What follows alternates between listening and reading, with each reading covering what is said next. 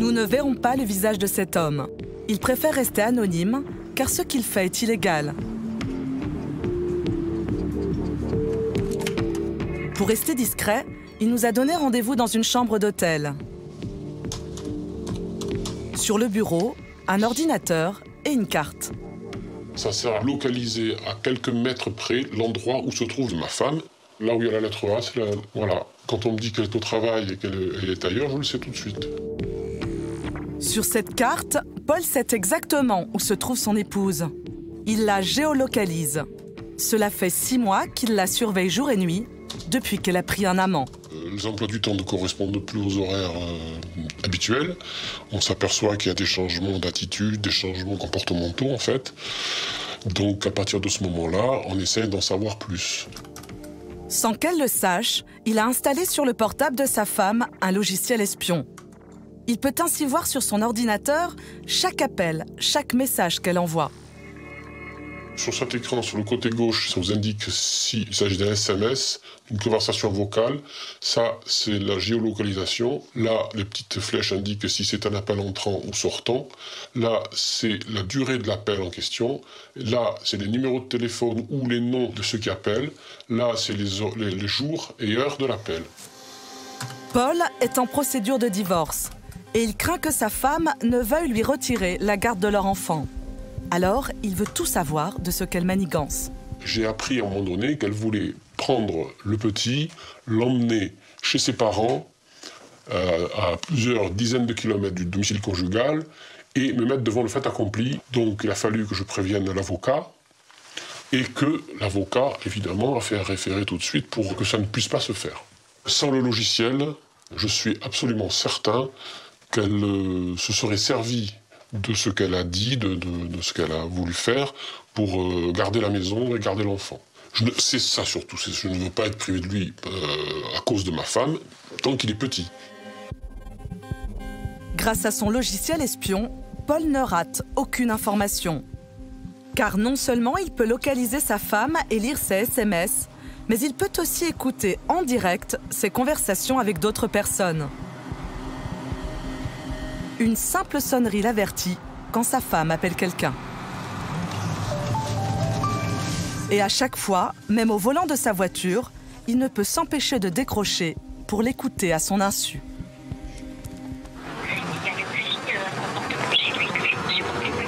Sa femme parle de son amant à une amie. Et comme souvent, Paul est troublé. Je ne sais pas à qui elle a parlé, là. C'est ça qui m'embête un peu. C'est toujours très dur d'entendre certaines choses. L'effet pervers est celui-là. Malgré cela, Paul ne peut plus se passer de son logiciel. Il sait pourtant que cet espionnage est illégal. Selon le code pénal, il risque jusqu'à 1 an de prison et 45 000 € d'amende pour atteinte à la vie privée. Qu'on puisse dire que c'est illégal, je m'en contrefiche. Qu'on puisse dire que c'est pas bien moralement, je m'en contrefiche. Et si c'était à refaire, je l'aurais fait même avant. C'est comme si je m'armais pour me défendre. Pour moi, c'est de la légitime défense. Logiciel espion, caméra, micro-miniature, les nouvelles technologies d'espionnage, d'ordinaire réservées aux États ou à la police, sont désormais entrées chez les particuliers jusqu'au cœur des familles. Enfants, adolescents, baby-sitters, tous peuvent être sous surveillance. Et dans les gestes les plus banals de notre quotidien, sans nous en rendre compte, nous sommes aussi fichés, enregistrés, tracés. Quant aux salariés, Internet est désormais pour eux un ennemi redoutable. Aujourd'hui, on peut être licencié pour avoir critiqué son patron sur Facebook. On a violé mon intimité. On est rentré dans ma vie privée. Quelles sont les limites de cette surveillance à outrance? Jusqu'où peut-on aller? Au Royaume-Uni, le programme Internet Eyes pousse les citoyens à la délation. Plus ils traquent les comportements louches, plus ils gagnent de l'argent. C'est sûr qu'on a envie qu'il y ait des vols. C'est un peu le côté voler pour que moi je gagne de l'argent.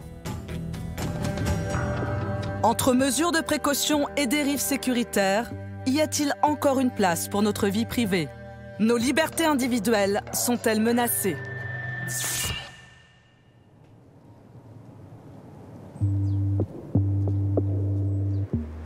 Dans l'ouest de la France, Michel, un médecin de 41 ans, est devenu accro à l'espionnage conjugal.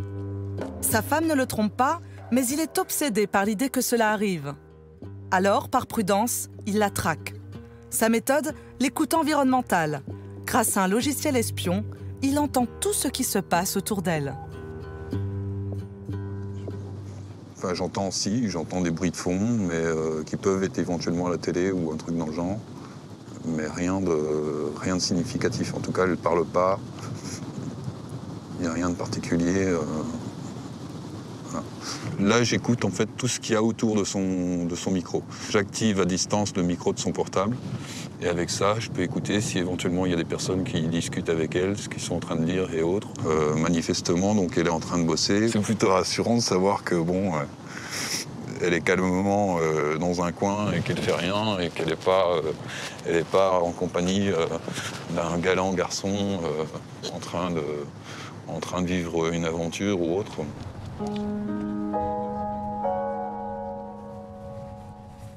Disons que je traque l'adultère, mais je ne traque pas de manière paranoïaque, quoi. Je fais vraiment ça pour la garder, quoi. C'est vraiment pour essayer de me prémunir au maximum de l'intervention d'une tierce personne qui pourrait venir ruiner mon couple. Et non, je fais vraiment ça pour la garder parce que je l'aime encore énormément, quoi. J'ai réussi, grâce aux informations que j'ai réussi à glaner, comme ça, à obtenir, j'ai réussi à bloquer une relation naissante, on va dire, ou quelque chose qui aurait pu se passer, en faisant pression sur la personne en question, qui lui a préféré se retirer du jeu. Michel souffre de jalousie quasi obsessionnelle. Il y a quelques mois, il a installé en cachette un mouchard sur l'ordinateur de sa femme. Il a pu lire ainsi tous ses emails. Pour comprendre comment il s'y est pris, nous avons fait un test. En l'absence de Michel, nous avons envoyé des emails depuis l'ordinateur d'un cybercafé. Puis, nous avons effectué des recherches sur Internet. Et enfin, nous avons tapé un texte. Michel ne sait pas ce que nous avons écrit, mais il ne va avoir besoin que de quelques minutes pour le découvrir. Son outil, un logiciel espion appelé Keylogger, qu'il a enregistré sur une clé USB. Il suffit de brancher donc, la clé USB dans un port USB de l'ordinateur cible. Donc il suffit de double-cliquer sur le fichier d'installation et on l'installe. Ce logiciel, acheté 30 € sur Internet, est installé en quelques minutes sur l'ordinateur de la personne que l'on souhaite espionner. Ainsi, Michel va avoir accès à tout ce que nous avons écrit en son absence. Donc on va commencer tout simplement par les captures textuelles. C'est tous les textes qui ont été tapés. Là, je vois qu'une personne qui s'appelle M. Gagné Hotmail s'est connectée. On va donc arriver directement sur sa page avec sa boîte de réception qui contient 139 emails. Voilà, on arrive sur sa boîte de réception. Là, j'ai accès donc à tous ses emails. Donc le dernier email qu'elle envoie commence par « Bonjour, serez-vous bien au rendez-vous demain ? Nous pouvons vous retrouver à Lille à 16h, bien à vous. Michael Gagné ». Là, je vois que la personne, après, a fermé sa boîte Hotmail. Elle a ensuite tapé sur Google « Espionnage ». Et là, je tombe sur un document Word où elle tape « Bonjour, je suis journaliste pour la société de production Tony Committee. Je réalise actuellement un reportage sur les nouvelles technologies de surveillance. » C'est exactement ce que j'ai fait pour espionner la personne dont il est question. J'ai lu les mails qui m'intéressaient, pas tous, hein, mais les mails qui me semblaient être intéressants. Et vous êtes d'accord que c'est une intrusion dans la vie privée ou pas ? C'était une intrusion dans son espace intime, on va dire. La vie privée, je pense que j'en fais partie à partir du moment où je vis avec elle. À la fin de la journée, Michel ne peut s'empêcher de vérifier encore une fois où se trouve sa fiancée. Il l'écoute ainsi une dizaine de fois par jour. Il est 16h30 là. J'imagine qu'elle est au travail, donc je vais faire une écoute.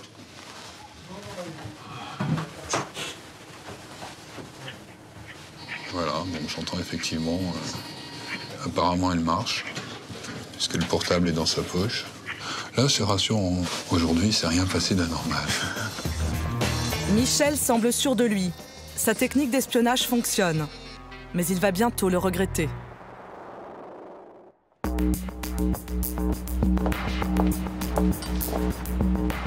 Une semaine plus tard, nous retrouvons Michel.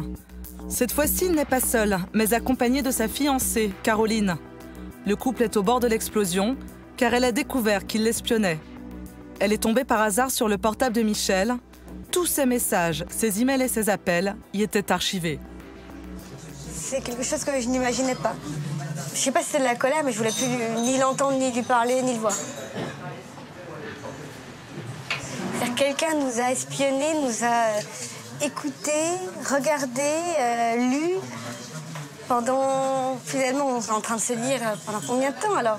Plusieurs jours, plusieurs semaines, plusieurs mois. On réalise pas en fait. On réalise pas, on est stupéfait. On ne peut pas contrôler les gens. Tu contrôles pas les gens en les espionnant? Si. Non, tu contrôles pas les gens. Je t'ai contrôlé en t'espionnant? Oui. Comment, en quoi j'ai contrôlé ce que tu as fait? Tu vas adopter un comportement en fonction de ce que tu as lu, ce que tu as entendu, ce que tu as vu. Mais c'est pas du contrôle, ça. Tu t'es pas senti manipulé quand même? Si, je me suis sentie manipulée. Espionner quelqu'un comme ça, c'est une trahison totale. C'est-à-dire qu'on ne peut plus faire confiance en rien. Tu me dis quelque chose, je l'écoute, je me dis, oh, il y a une possibilité que ce soit vrai, mais il y a autant de chances que ce soit faux. Des choses qui se brisent définitivement et ouais, tout à fait. Et des choses irréversibles. Est-ce que tu comprends que moi, j'ai fait ça par amour et pas contre toi? C'est ça qu'il faut que tu comprennes. L'amour ne se contrôle pas avec la technologie, enfin. Ne cherche pas à comprendre ce qu'est la technologie. Comprends que ce que moi, j'ai essayé de faire, je l'ai fait uniquement par amour. Point. Voilà. Si tu comprends ça, t'as tout compris. Moi, je sais que quelqu'un que j'aime, je n'agirais pas du tout comme ça. Comment on sort d'une histoire comme ça? On n'en est pas sorti. Non, mais c'est une relation qui n'a pas d'avenir.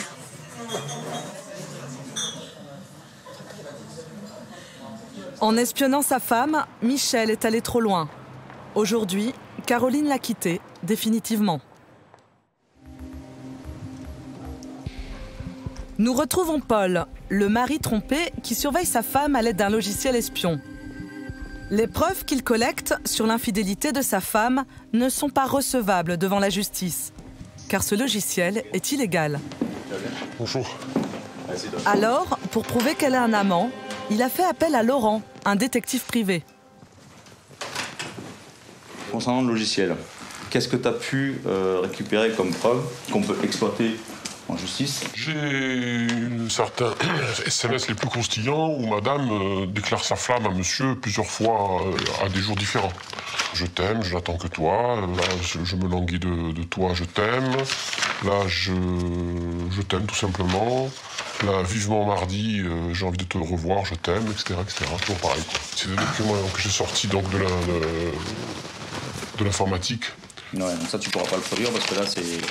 La manœuvre est flagrante, tu ne pourras pas la mettre en évidence. Tu peux dire que tu es tombé sur le téléphone de madame qui était posé sur une table, tu as voulu t'en servir pour passer un coup de fil et tu es tombé sur les textos. Ça te permettra de prouver, mettre un petit peu en avant un ou deux SMS. Mais en aucun cas le listing complet fourni comme ça sous forme... Non, ça, ça tu peux pas. Je le savais. Je vais essayer d'obtenir les mêmes types d'informations mais de façon légale. Bon, tu te tiens au courant ? Voilà, écoute, merci beaucoup. On se tient au courant. Laurent opte finalement pour une filature. Il va suivre la femme de Paul et tenter de montrer, photo à l'appui, qu'elle a un amant. À bientôt, Laurent. Cet après-midi, Laurent a prévu de se rendre directement sur le lieu de travail de la femme de Paul. Il a déjà des informations précises. Il connaît son adresse et ses horaires de bureau. Il sait qu'elle sort généralement vers 17h. On va aller voir si je trouve bien la voiture au parking indiqué par Paul. Première étape, repérer la voiture de la jeune femme pour être certain de sa présence. Là, je vais vérifier l'IMAT. Ouais, elle est là, juste devant nous, là, à 3 mètres. Le deuxième dans la rangée. Deuxième étape, trouver un endroit discret pour surveiller la sortie des bureaux. Ça, c'est fait. Il n'y a plus qu'à attendre. Il va attendre plus d'1 heure. Sa technique, filmer et prendre des photos, autant de preuves pour son client. C'est elle. Bon, c'est intéressant parce qu'elle a l'air pressée.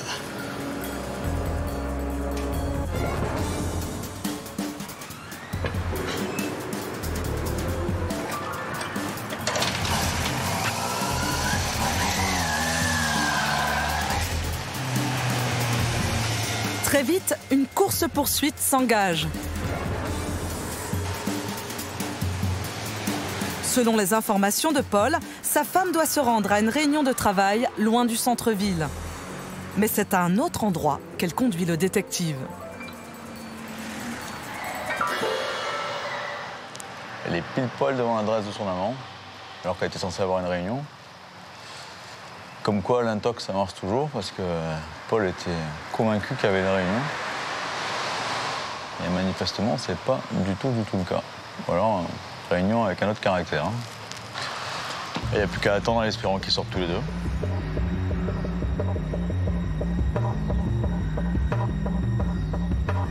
Attends, elle ressort. Elle ressort. Qu'est-ce qu'elle fout?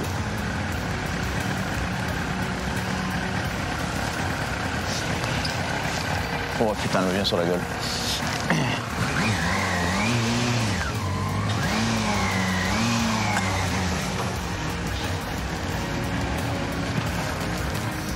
La femme ressort seule de l'immeuble et s'éloigne au volant de sa voiture.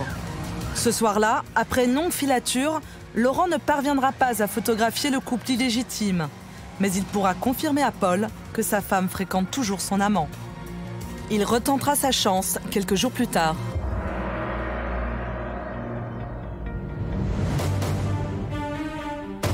La surveillance entre particuliers est un marché qui explose depuis plusieurs années. Sur Internet, des centaines de sites basés en France ou à l'étranger proposent des logiciels espions, comme ceux de Paul ou Michel. En quelques clics, il est facile de trouver une mini-caméra ou un micro invisible pour seulement une dizaine d'euros.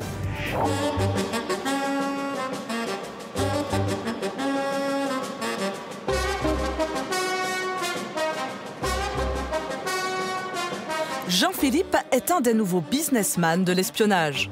Il a monté sa société il y a 1 an et vend sur Internet aux particuliers. Cet après-midi, il se rend dans un salon consacré aux nouvelles technologies de surveillance. Je viens chercher des idées de produits pour la surveillance, les petites caméras, tout ce qui est un petit peu discret, voir un petit peu quelle est la tendance du marché en fait à ce niveau-là. Voilà des caméras comme ça qui progressivement rentrent dans les habitations en fait.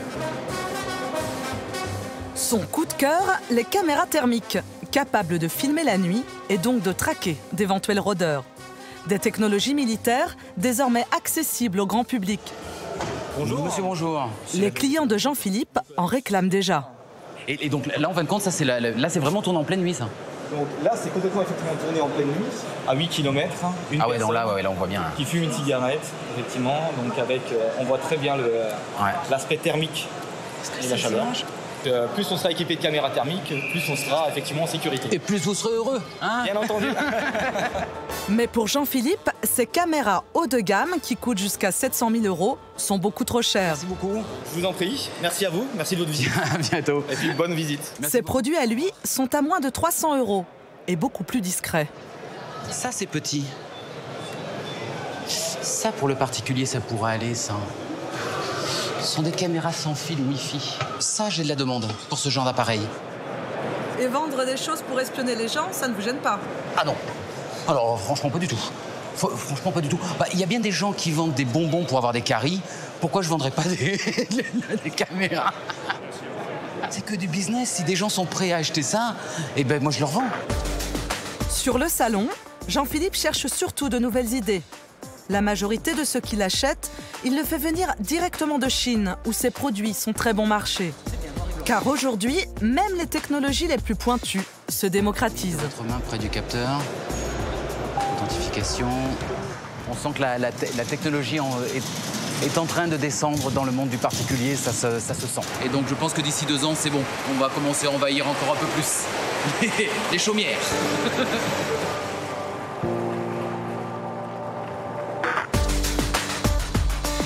C'est ici, dans ce pavillon de banlieue parisienne où il habite, que Jean-Philippe a installé sa petite entreprise. Cet ancien informaticien gère tout seul sa société, les achats et les envois de colis aux clients. Des centaines de paquets qu'il poste lui-même chaque mois. Et il faut aussi répondre aux appels d'apprentis espions souvent inquiets. Ah, vous l'avez déjà commandé? Par chèque, et ensuite dans les modalités de règlement, vous avez le paiement en 3 fois. Voilà. Mais de rien, monsieur. Bonne fin de journée, au revoir. Souvent, ils m'exposent leurs problèmes. Ils me disent, voilà, je dois surveiller ma copine ou mon copain. Donc, ils nous appellent et disent, et je pourrais faire quoi? Alors voilà, elle va au supermarché, elle va là, est-ce que je peux la suivre, je peux la filmer? Et donc, on lui explique les différentes techniques. On lui met bien en garde qu'il est responsable de ce qu'il fait, que nous, on n'y est pour rien. Et donc, on le conseille sur le type de produit à acheter. Mais c'est souvent des problèmes de couple. Cet après-midi, un client a pris rendez-vous avec Jean-Philippe. Il semble pressé et dit avoir besoin d'un produit en urgence. Bonjour. Oui, bonjour. C'est moi pour la montre. Ah oui, pour la montre téléphone. D'accord, allez-y, rentrez. Olivier veut une montre téléphone. Mais Jean-Philippe tente quand même de lui vendre un de ses nouveaux produits. Un petit peu tout. Bon, donc ça, on a la fameuse, le fameux réveil. Le réveil caméra. Le réveil caméra. Ça, en fin de compte, il y a une caméra. Alors, on la voit, elle est là, en fait. C'est le bouton power. C'est exactement la même. Ouais. Elle filme super bien. C'est ça que j'ai offert comme cadeau à ma copine. Elle est toujours pas au courant que c'est plus un cadeau pour moi que pour elle. Mais ça donne l'heure quand même, c'est déjà pas mal. Hein. Et puis ça fait radio. Au début, quand on connaît pas la personne, on a toujours des doutes. Hein. Et si je me rends compte que la femme en question n'est pas la bonne, bon, moi, je l'aurais pas payé le restaurant. Et vous, c'était une montre téléphone. Voilà, mon téléphone. On a réservé. C'était celle-ci. Voilà. Voilà, impeccable.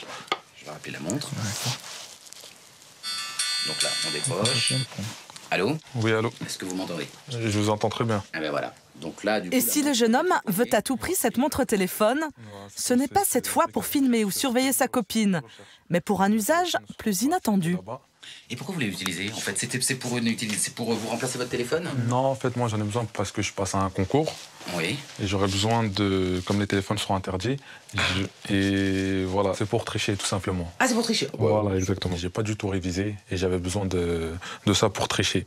Et ce que fait Olivier, ça vous choque, Jean-Philippe? Je dis, s'il veut le faire et qu'il en a le courage et qu'il en a la volonté, moi je dis qu'il tente. Honnêtement, moi personnellement, ça ne me choque pas. Là où on en vend le plus, vous savez, c'est au mois de juin. Vous savez très bien ce qui se passe au mois de juin. Hein. Mois de juin, c'est les bacs et tout ça. Je veux dire, des montres téléphones, c'est là où il en parle le plus. Donc je me doute bien que c'est pas pour faire un cadeau de Noël au mois de juin.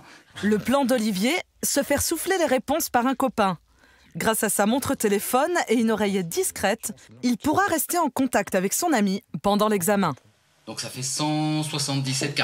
160, vous acceptez l'échec? Oui.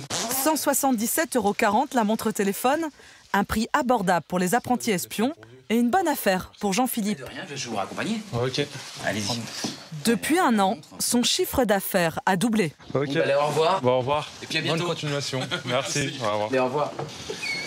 Quant à Olivier, il mise tout sur sa montre. En trichant, il espère décrocher son concours et un travail. Une méthode parfaitement illégale et réprimée par la loi. Le lendemain, nous retrouvons Olivier près du centre d'examen. Un examen pour devenir moniteur d'auto-école. Il a amené sa montre téléphone et tout le matériel nécessaire pour tricher. La véritable panoplie du fraudeur. Ça, c'est ma convocation. Ça, c'est mon téléphone, comme on n'a pas le droit au téléphone. Ça, c'est le micro que je cacherai sous mes affaires. Je pourrais discuter. Je vais mettre ça sous mon pull. Et pour que je puisse l'entendre, voilà, j'ai une petite oreillette. Voilà, comme ça, il pourra me souffler toutes les réponses. Voilà. Elle est invisible? Invisible. Faites voir. Moi, si vous voyez quelque chose, ni vu ni connu. Vous n'êtes pas trop stressé? Ah, c'est un petit peu quand même. Un petit peu. pensez que ça va marcher? Ah, j'espère. Pour tricher, Olivier a besoin de son ami Lucas. Il doit lui souffler les réponses pour l'examen. En se rendant complice, le jeune homme se met lui aussi dans l'illégalité. Bon, bah, je vais t'expliquer comment ça se passe. Là, j'ai les preuves, comme je t'avais mis au courant. Alors, les fiches, ils sont là. J'ai 20 fiches, de 1 à 20. C'est sur la sécurité, c'est du code de la route. Et moi, je vais tirer au sort 5 numéros. Si je tire, par exemple, le numéro 1, elle devra me parler, elle me posera des questions sur ça. La conduite dans des conditions atmosphériques difficiles et tout ça. Normalement, on devait apprendre tout ce bouquin-là. Et j'ai rien fait de tout ça. Je compte sur lui pour qu'il me donne toutes les réponses. Si je te dis, par exemple, le numéro 3, tu devras tout me dire sur le 3. Si après, j'ai le numéro 4, tu devras tout me dire sur le 4. Elle me posera des questions et moi, je devrais répondre. D'accord. Bon. Bah, bonne chance. Merci. Et moi aussi. À tout à l'heure. D'accord, ok. C'est l'heure de l'examen. Olivier doit partir. Lucas est un peu tendu. Il a peur de se faire prendre. Mais la connexion fonctionne et il entend parfaitement Olivier et l'examinatrice. On va commencer par la fiche numéro 6. La fiche numéro 6, d'accord. Le stationnement. Qu'est-ce que vous pouvez me dire sur le stationnement? Les règles générales s'appliquent. Les règles générales s'appliquent. Dans les aires, des panneaux de catégorie indiquent les emplacements. Oui, il y a des panneaux de catégorie qui indiquent les emplacements dans les aires. La nuit en agglomération éclairée, pas de feu. La nuit en agglomération, si c'est éclairé, il faut... pas de feu. Pas besoin d'allumer ces feux. En zone non éclairée, feu de position ou de gabarit. Et en zone non éclairée, il faut avoir les feux de position de gabarit obligatoirement. D'accord, et en cas de panne? En cas de panne. En cas de panne. Alors, plusieurs choses... En cas de panne, dégager si possible la chaussée. En cas de panne, il faut dégager si possible la chaussée. Signaler avec un triangle et feu de détresse. Le concours va durer plus d'1 heure et le fraudeur n'est pas démasqué. Les examinateurs n'ont pas repéré le micro, les oreillettes ni la montre téléphone d'Olivier. Ils n'ont même pas remarqué qu'il répétait mécaniquement ce qu'on lui dictait. Quand il fait nuit, éclairer avec les phares. La nuit, on doit éclairer avec les phares. Et faire des signes de ralentissement. Pour ralentir aux autres usages. Bon, merci. Ça ira. Ça le peut. Ça s'est bien passé. Ça s'est super bien passé même, on va dire. C'était moi le candidat en fait aujourd'hui. Quelques minutes plus tard, Olivier revient. Il n'a aucun remords. Pourtant, cette tricherie est un acte grave, totalement hors la loi. Vous aurez remarqué, ça s'est super bien passé, super bon matos, super du travail d'espion. J'avoue, il n'y a pas la fierté de l'avoir eu en travaillant, mais le résultat est le même au final. Le résultat est le même. Du moment maintenant, c'était ce que je voulais faire. Maintenant, peu importe les moyens. Mais je sais que lorsque je deviendrai inspecteur, lorsque j'aurai les résultats, bah, je sais que je serai le plus dur des inspecteurs. Je laisserai personne tricher. Voilà. C'est comme ça. C'est que les gens comme moi qui sauront comment faire avec les tricheurs. Olivier ne se rend pas compte qu'il risque de mettre en danger la vie de ses futurs élèves. Et si la tricherie est découverte, son diplôme sera annulé et il ne pourra plus se présenter à cet examen. Il risque aussi des sanctions pénales, jusqu'à 1 an de prison et 15 000 € d'amende.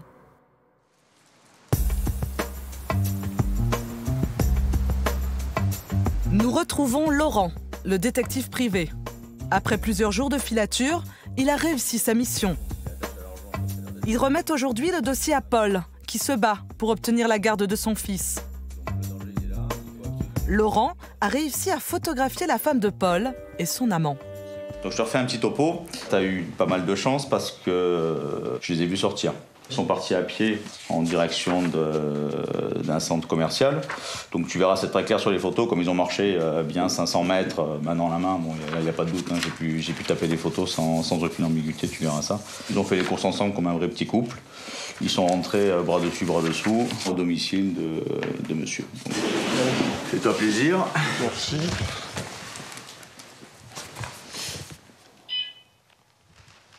Ouais, c'est impeccable ça. Les photos sont bien claires. Il est laid, hein. Il est laid, il est vieux. Ouais, c'est tout à fait ça, mais il n'y a aucune ambiguïté. Il y a la preuve, s'il en était, qu'elle entretient une relation adultère avec cet homme, tout simplement. C'est important parce que ça sera fourni auprès de l'avocat afin de justifier de son comportement adultérin. Et c'est pas dur de voir ces photos là? Non, là ça va. Maintenant je commence à être rodé. Non, ça ne me touche plus. Donc je signe ici. Mais Paul a maintenant une autre obsession. Il est convaincu que sa femme l'espionne à son tour, car la porte de son bureau a été fracturée.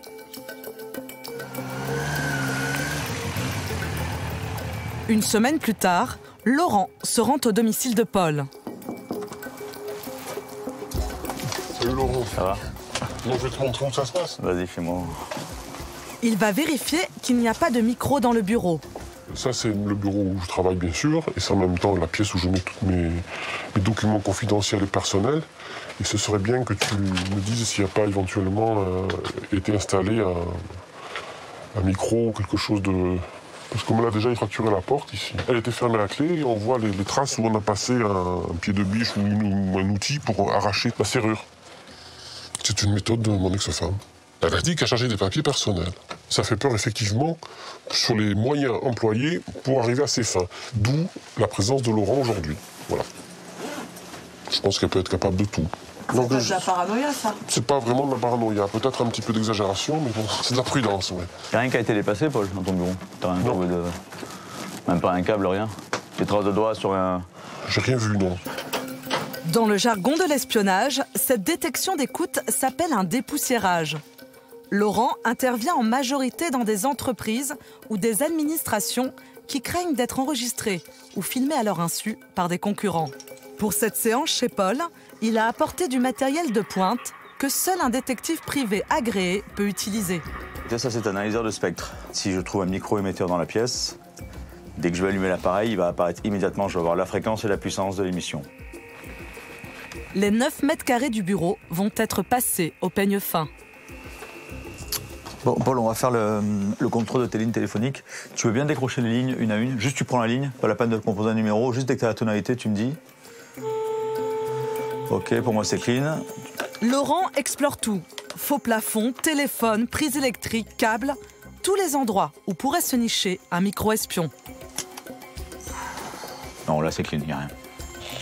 Si les moyens d'écoute sont aujourd'hui à la portée de tous, détecter un mouchard souvent invisible est impossible pour un simple particulier. Bon, c'est clean. Laurent a même des caméras infrarouges pour traquer des enregistreurs vidéo. Il n'y a rien, il n'y a pas d'émission infrarouge et pas de micro-caméra. Tu sais que tu peux recevoir le président de la République dans ce bureau, il est clean. Tu peux y aller les yeux fermés.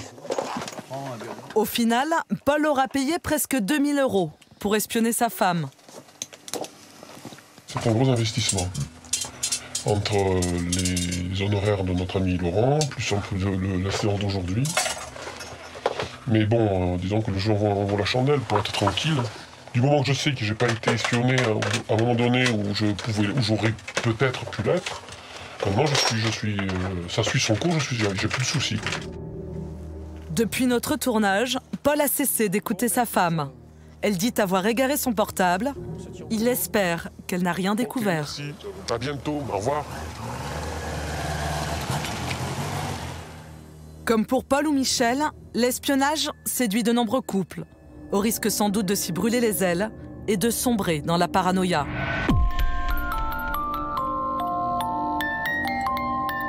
Une obsession de la surveillance qui envahit peu à peu les familles, jusqu'aux plus petits.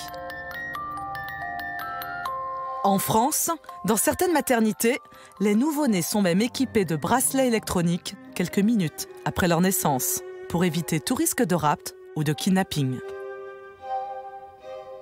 Pourtant, ce n'est pas là que vos enfants sont le plus en danger, mais à la maison, entre les mains de celles à qui vous faites confiance, vos nounous. Ces images, qui viennent des États-Unis, ont fait le tour du monde. Des images de maltraitance d'enfants par des nounous qui ont terrorisé tous les parents. Et aujourd'hui, de plus en plus de familles utilisent des caméras pour surveiller leur baby-sitter. Cette jeune maman, Alexandra, est médecin généraliste. Dans son cabinet, elle jette plusieurs fois par jour un coup d'œil à son écran d'ordinateur. Isidore, il est ici, à côté de Valérie, sa nounou, avec ses 2 petits copains. Ils sont en train de lire des histoires, manifestement. Dans l'après-midi, quand j'ai même 30 secondes ou 1 minute entre 2 patients, je jette un petit œil à ce qu'il fait. Je mets ça dans un petit coin. Il a l'air plutôt content, là. Sur son écran, son fils Isidore, 2 ans. Il est dans la salle de jeu de sa nounou. Alexandra est aux aguets du moindre petit souci. Si je le vois pas en fin d'après-midi, au moment du goûter avec les autres, c'est qu'il y a quelque chose qui va pas, c'est qu'il fait la sieste, et c'est certainement qu'il est malade. Donc du coup, je passe un petit coup de fil. Voilà. C'est un petit garçon, je suis sa maman, et c'est normal que je le regarde, que je vois ce qu'il fait. Et si lui, il pouvait me voir aussi, il serait très content, je suis sûre. C'est rassurant, et effectivement, ça me confirme qu'elle travaille très bien. Celle qui travaille très bien, c'est Valérie. Une nounou pas vraiment comme les autres. Non, on va le garder comme ça, d'accord? Tu fais attention. C'est une des seules en France à avoir installé chez elle une caméra de sa propre initiative. D'accord? Maman, tu tiens le bol. Non, tu le tiens. Avec les 5 bambins, elle évolue toute la journée sous le regard des parents, mais ça ne la gêne pas.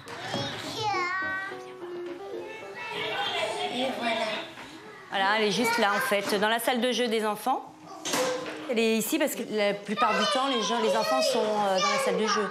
L'idée, elle est simple, c'est que je me suis dit, moi, en tant que maman, j'aurais bien voulu, en fait, qu'il y ait un système de caméra mis en place. Donc, je pense que j'apporte un plus aux parents. Voilà. En fait, c'est ça. Ça me gêne absolument pas d'être filmée toute la journée.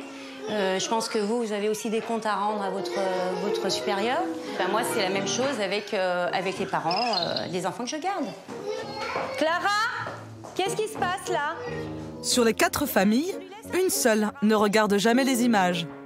Ce papa a toujours trouvé étrange la présence d'une caméra ici. J'avais l'impression que c'était une caméra pour fliquer un peu, c'était pour vérifier comment ça se passait, quoi, voilà. Mais j'ai pas besoin d'être rassuré, disons, voilà. Je vois pas l'utilité, surtout. Je peux voir, dès que le problème est fait, ça peut servir, les caméras, mais ça n'empêche pas le danger, quoi. J'ai envie de croire encore qu'il y a encore la place pour le sentiment là, qui est la confiance, quoi. Enfin, voilà. Allez, Anna, au revoir. Les parents sont libres de regarder ou non les images. Mais Valérie, elle, est convaincue de l'utilité de sa caméra. D'ailleurs, elle envisagerait de l'utiliser pour surveiller sa propre fille quand elle restera seule à la maison. Et pas question de la laisser sortir sans la suivre à la trace. Poussin, tu te souviens quand je t'ai dit je mettrais une puce dans ton téléphone portable quand tu iras à l'école toute seule? C'est ça. Et pourquoi, à ton avis, je mets ça? Pour pas qu'on nous kidnappe. Voilà. Est-ce que tu penses que c'est bien ce que je vais faire? Oui. Pour moi, c'est naturel. Je mets une caméra, ma fille aura une puce dans son téléphone. Voilà, je veux dire, c'est... Et puis la technologie aujourd'hui le permet, pourquoi pas? Je veux dire, ça fait de mal à personne, quoi. Le soir, Alexandra retrouve son fils, Isidore. Elle connaît déjà sa journée par cœur. T'as passé une bonne journée? Bah oui, comme d'habitude. T'as fait des dessins, hein, je t'ai vu. T'as fait de la peinture. Il est où ton dessin? On va montrer les Tu me montres? La belle peinture. J'ai vu faire des Lego aussi. J'ai vu qu'il faisait des pyramides. Il a fait carrément la pyramide très très haute. Mais ça fait, hein, les pyramides, il débrouille très très bien. Je sais pas si je vous en avais parlé, mais je vais mettre une... Parce que je l'ai dit aux maman en fait, mais je vais mettre une caméra, non plus d'ici quelques mois, dans la chambre des enfants. D'accord. Donc voilà. Ici, il me faudrait en fait une caméra infrarouge pour que les parents puissent voir leur enfant quand je vais éteindre la lumière dans la chambre, les voir. Oui, moi je sais pas si je le regarderai dormir parce que c'est son petit moment à lui quand il dort, quand il est dans la chambre. Pour une maman qui serait angoissée, ça peut devenir vite effectivement très angoissant de voir son fils qui dort pas, qui dort mal. Voilà. On y va, t'as dit au revoir? T'as dit au revoir. Quand les enfants sont partis, Valérie éteint sa caméra. Pour elle, c'est à la tombée de la nuit que sa vie privée commence. On se calme, ça y est. Aux États-Unis, pas de surveillance à temps partiel, mais jour et nuit, 24 heures sur 24. Et cette fois, ce ne sont pas les enfants qui sont visés, mais les seniors. Nous sommes à Denver, dans le Colorado. Il est 6 heures du matin. Michael vient de se réveiller. Et comme tous les jours, c'est le même rituel. Son premier geste, allumer son ordinateur pour prendre des nouvelles de sa maman. D'abord, je vérifie qu'elle soit bien réveillée. Ensuite, je regarde son poids. Ça va. Elle est à 56 kilos. Son poids est stable. Sur l'écran, la mère de Michael, Elizabeth. Elle habite à 3000 km de chez lui, mais grâce à un tout nouveau système, et sans même une webcam, il peut connaître les moindres détails de son état de santé et tous ses déplacements dans la maison. Des schémas très précis lui indiquent même le rythme cardiaque et le poids de sa mère en temps réel. Je vois qu'elle s'est levée à 3 heures du matin pour aller chercher un verre d'eau. Elle est restée debout un peu moins d'un quart d'heure, puis elle est retournée se coucher. Mais sa tension me semble vraiment élevée ce matin. Je ne sais pas ce qui se passe. Peut-être qu'elle a mal dormi, ou bien elle a pris une tasse de café. La tension de sa mère est trop élevée, alors Michael s'inquiète. Immédiatement, il lui envoie un email car il tient à ce qu'elle prenne rendez-vous le plus vite possible chez le médecin. Je veux qu'elle ait conscience que quelqu'un veille sur elle. Ce qui est important, ce n'est pas seulement que sa tension est augmentée, mais au moins qu'elle sache que je suis au courant et que je m'occupe d'elle. Mon but, c'est d'anticiper les problèmes avant qu'ils arrivent.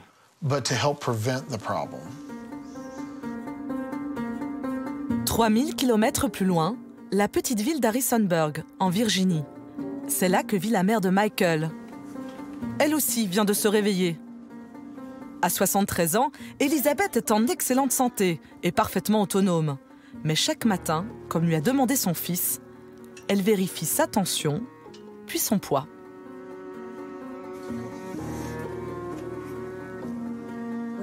Mon poids est de 56,2 kg.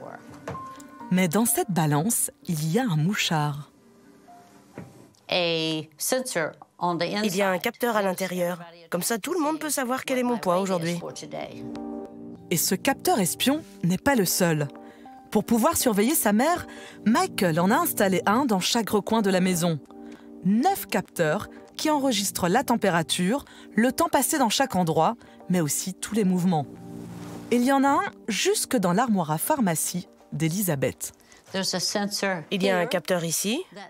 Comme ça, mes enfants savent que j'ai ouvert le placard. C'est là qu'il y a mes médicaments. Et si vous ne prenez pas vos médicaments, que se passe-t-il? Mes enfants vont m'appeler et me dire « Pourquoi tu n'as pas pris tes médicaments ?» Et je vais dire oh, « J'ai oublié ». Tous les capteurs sont reliés à cet ordinateur. Les moindres détails de la vie d'Elizabeth sont donc transmis à ses 4 enfants en temps réel. Il y a un capteur ici, sur mon frigo. Ça indique à l'ordinateur que j'ai ouvert mon réfrigérateur. Du coup, mes enfants savent que je vais bientôt manger. Il y a aussi un capteur ici. Ainsi, ils savent que je me suis assise dans mon fauteuil aujourd'hui. Celui-là indique que je me déplace dans la maison. Il y a quelque chose qui bouge? Ce doit être moi. Là, il y a un capteur dans mon lit. Comme ça, on peut voir combien de temps je suis restée couchée. Et comme presque tous les jours, vers 9 h du matin, Michael appelle sa mère pour un petit compte-rendu journalier. Bonjour, Michael. Bonjour, maman, comment vas-tu? Ça va, Michael, merci. Et au fait, maman, j'ai jeté un coup d'œil au détecteur de mouvement. Et j'ai remarqué que tu es sortie de ta chambre cette nuit pour aller dans la cuisine. C'est parce que tu avais soif? Oui. Mais j'ai aussi remarqué que tu étais très active ce matin. Tu n'arrêtais pas d'aller d'une pièce à l'autre, et puis tu as repris du poids ces derniers temps. Je sais, je l'avais prévu de toute façon. Je me sens bien, Michael. Je vais bien. C'est tout ce qui compte, maman. C'est de savoir que tu vas bien. Je t'aime, maman. Au revoir, Michael. Au revoir, maman. Elisabeth essaye de ne pas le montrer, mais elle est un peu agacée par les questions de son fils. D'ailleurs, Quand Michael lui a proposé d'installer le système, elle était plutôt réticente. Au début, j'étais inquiète pour ma vie privée, car je suis une personne très indépendante. Je pensais que ce système était trop intrusif. Mais je sens que mes enfants le font parce qu'ils m'aiment. Et ils veulent être sûrs que je ne leur cache rien. Après tout, je pourrais prendre de mauvaises décisions sans m'en rendre compte. Alors, pour être sûre qu'Elisabeth ne fasse pas d'impair, ses enfants la pistent même quand elle sort faire des courses. Car sur la porte, il y a aussi un capteur de mouvement. Le capteur ici indique à Michael que je sors pour un moment. Et dès qu'elle est à l'extérieur, Michael est tout de suite au courant. Pendant qu'il attend sa fille à la sortie du collège, il peut lire toutes les informations concernant sa mère sur son téléphone portable. Sur mon téléphone portable, je peux voir que maman a ouvert la porte de la cuisine. Normalement, elle revient au coucher du soleil vers 17-18 heures. Et si elle n'est pas là, je reçois un message. Ça me permet de savoir ce qui se passe. Mais le contrôle ne s'arrête pas là. Michael est aussi au courant de tous les coups de fil que sa mère a passés dans la journée. Là, c'est moi qui ai appelé. Là, c'est son amie Laura. Je peux aussi voir tous les appels de la semaine. Ça permet de savoir qui a appelé et quand. Ma mère s'est beaucoup occupée de moi. Maintenant, c'est à moi de le faire. Vous vous sentez redevable? Oui, c'est une question de principe. Et Michael a tellement pris goût à cette surveillance rapprochée qu'il voudrait aller encore plus loin, mais cette fois-ci avec sa fille de 16 ans. Je voudrais te greffer une puce dans le poignet, comme ça je pourrais te suivre où que tu sois. Tu es si précieuse pour moi, je voudrais te traquer tout le temps. Eh bien papa, la réponse est claire. Pour ta précieuse fille, c'est hors de question.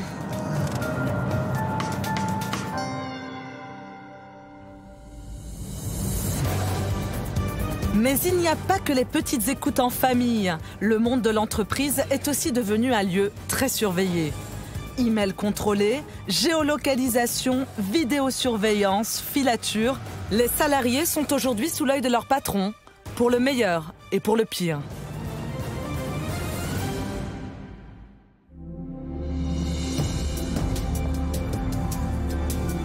Nous retrouvons Laurent, le détective privé.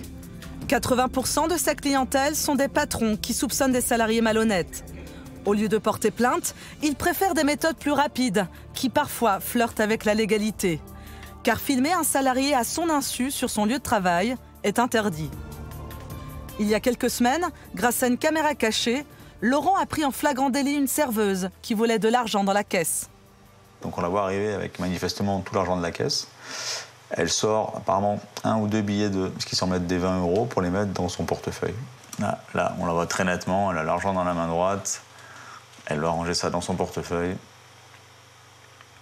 Voilà, là, il n'y a pas de doute. La seule option, c'était la vidéo miniature, comme ça, dissimulée dans un carton de vin, abandonnée en haut d'un frigo, et puis le tour est joué. Son matériel d'espionnage, Laurent le fabrique lui-même dans son garage, transformé en véritable atelier. Lundi, mardi, mercredi. Ce soir, une nouvelle enquête l'attend. Il a reçu l'appel d'une pharmacienne.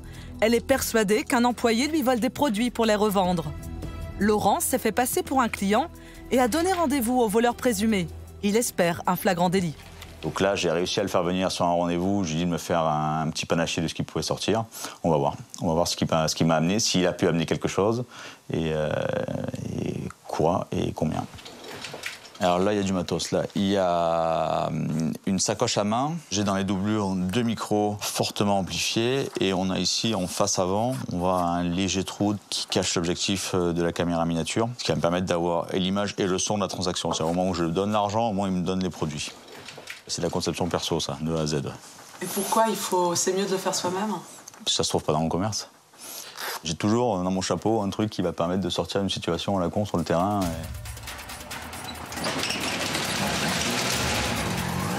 C'est l'heure du rendez-vous.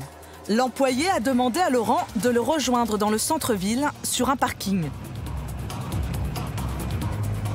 Juste avant, il retrouve son coéquipier pour un briefing.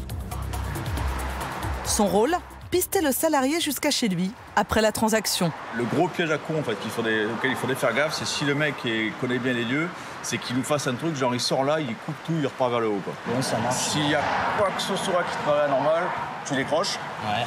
Parce que la priorité, c'est que moi, j'ai eu les produits. Bon, on est parti? Allez. En piste, radio. Sur le parking, l'employé semble très méfiant. Il a fait monter Laurent dans sa voiture, lumière éteinte, visage caché par une casquette. Mais il a la marchandise. Comme prévu, le micro de Laurent est branché et la caméra tourne dans le noir. On distingue juste le sac de marchandises. Là, il y a quoi? Il y en a pour combien? 300 euros là? Bah, et toi, t'en veux combien? Bah, la moitié quand même pour les 100 euros. Je te mets 150 euros là? Voilà. Bah, ok, ça va, ça roule. Allez, je t'embarque tout. Bah, dis-moi, pour la suite, qu'est-ce que tu peux sortir quoi là? Même quantité ou pas? Ouais, petit à petit. Je peux pas tout sortir de suite. Et est-ce que. Me faire griller. Voilà, donc je fais quoi? Je te prépare une liste et. Prépare-moi la liste, tu me la files quand tu passes. Ça marche. Allez, ciao.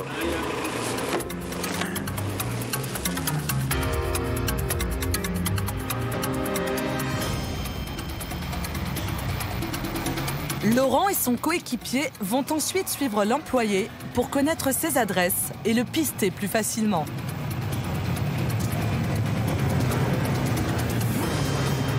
Oh putain, il est là. Il est là.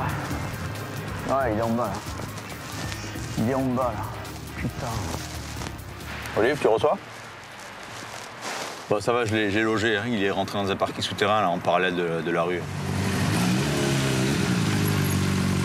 Laurent est satisfait. Grâce aux enregistrements et à la marchandise qu'il a récupérée, il a des preuves pour sa cliente. Donc j'ai un peu de tout là.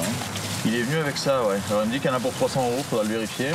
Qu'est-ce qu'on a? On a de la poudre éclat prodigieux de chez Nux. Nous avons, qu'est-ce que c'est? Une crème solaire chez Lirac. Un truc qui doit coûter un maximum Densitium de chez SVR. Ça, il a tout tapé là. Il peut pas apparemment sortir de gros volumes. Il est obligé d'étaler sur la durée. Il a été un peu prudent quand même, hein. Pas très causant, assez prudent. Et là, je vais appeler la cliente pour lui faire un petit débriefing rapide. Allô? Allô? Oui, bonsoir, c'est Laurent de chez C. Oui, bonsoir. Bon, je vous fais un petit point rapide là sur votre gars. Donc il est bienvenu au rendez-vous. Il est venu avec un sac qui doit contenir grosso modo une quinzaine de produits, toutes marques confondues, tout type confondu. En fait, c'est ce que je soupçonnais. Le problème, c'est que cette personne-là, en fait, qui réceptionne les commandes des laboratoires, donc il y a des produits qui prend dans le stock et des produits qui récupèrent dès la réception de la marchandise qui vient des différents laboratoires. Donc bon, déjà, c'est bien, ça confirme les soupçons que j'avais sur cette personne-là. Ouais. Merci beaucoup. Je vous en prie, au revoir. Au revoir. Petite crème solaire pour éviter les coups de lune. Finalement, la pharmacienne va renvoyer l'employé quelques jours plus tard, sans porter plainte. Mais certains patrons vont beaucoup plus loin. Et désormais, il existe un outil redoutable pour espionner les salariés, Internet. Nous y laissons des traces sans nous en apercevoir.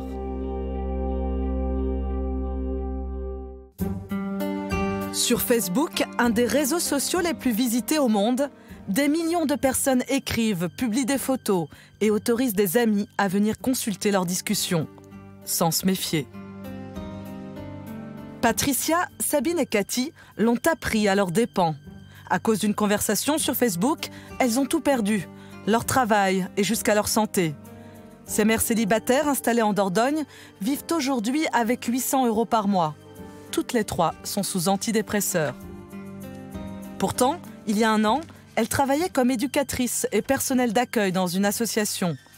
Avec la direction, l'ambiance était mauvaise et les tensions nombreuses. Alors un soir, sur Facebook, elles ont critiqué leur patron. Et cette discussion, elles ne pensaient la partager qu'entre elles. C'était le 21 juin, soir de la fête de la musique. J'étais seule chez moi, ça s'était mal passé au travail.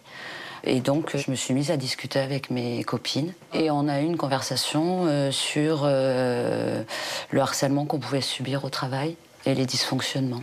Et j'ai écrit, par exemple, harcèlement à tout va, le directeur veut nous pousser à démissionner. Et en fin de compte, tout est parti de là. Quelques jours plus tard, Patricia et ses amis ont été licenciés pour faute lourde, accusés d'avoir diffamé leur employeur. Je ne sais pas si on a eu tout au long de la soirée un langage très châtié, mais enfin comme on peut avoir entre amis, après, voilà. Enfin, j'ai pas tué, j'ai pas volé, enfin voilà, je me suis exprimée, mais je me retrouve quand même licenciée. Faute lourde. Ouais. Faute lourde. Leur licenciement les a anéantis. Elle n'avait pas imaginé que des propos entre amis pourraient se retourner contre elle. Ah, moi, ça m'a tuée. Voilà, moi, ça m'a assise, c'est-à-dire que moi, ça m'a complètement abattue. Vu que sur notre lieu de travail, ils n'avaient rien à nous reprocher, ils ont trouvé une autre piste, c'est-à-dire aller fouiller notre vie privée. Et ça, c'est à la limite du viol, quoi. Moi, je me sens sale. Je me sens sale parce que j'estime que cette faute lourde, elle n'est pas appropriée. Mais elles ne savent pas comment leur page Facebook est arrivée entre les mains de leur patron. Délation d'un ami ou espionnage illégal de leur employeur, elles devront attendre l'audience des prud'hommes pour savoir ce qui s'est passé. Le procès dans quelques mois, leur avocate est optimiste.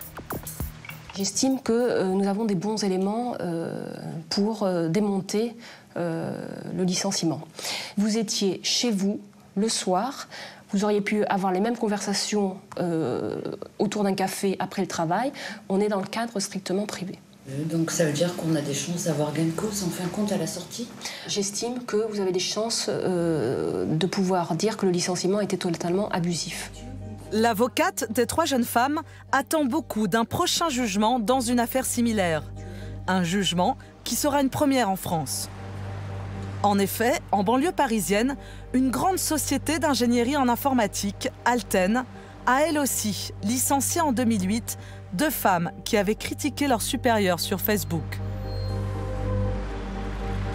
Grégory Saint-Michel est l'avocat des salariés. Ce matin, il se rend au tribunal des prud'hommes pour connaître la décision des juges. L'avocat est sûr de lui, il est convaincu qu'il a tous les atouts pour gagner. Le souhait, bien évidemment, c'est que ça fasse jurisprudence. Moi, j'estime effectivement que, compte tenu de l'atteinte à la vie privée, ça m'apparaîtrait tout à fait normal, effectivement, que le Conseil de prud'hommes condamne ces pratiques. Des journalistes sont déjà sur place, car ce jugement doit faire date.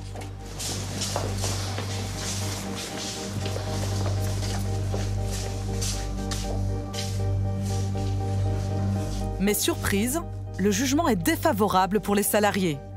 Leur licenciement pour faute grave est considéré fondé, c'est donc l'employeur qui a gagné. Une décision lourde de conséquences pour le monde du travail. Ce sera défavorable pour l'ensemble des procédures qui sont actuellement en cours, et puis c'est défavorable pour tous les salariés maintenant, puisque personne ne pourra donner son avis sur l'entreprise, voire même plaisanter, puisque c'était le cas en l'espèce, sur Facebook, parce que désormais on pourra être licencié pour des propos tenus sur Facebook. Pour les clientes de l'avocat, Delphine et Louise, cette décision est injuste. Elles ne pensaient pas qu'une conversation entre amis allait se retrouver sur le bureau de leur patron. Car si elles en sont là aujourd'hui, c'est qu'un collègue, un de leurs amis sur Facebook, les a dénoncées. À leur insu, il a imprimé la conversation et l'a transmise à leur supérieur. Il a même signé une attestation officielle pour confirmer son geste.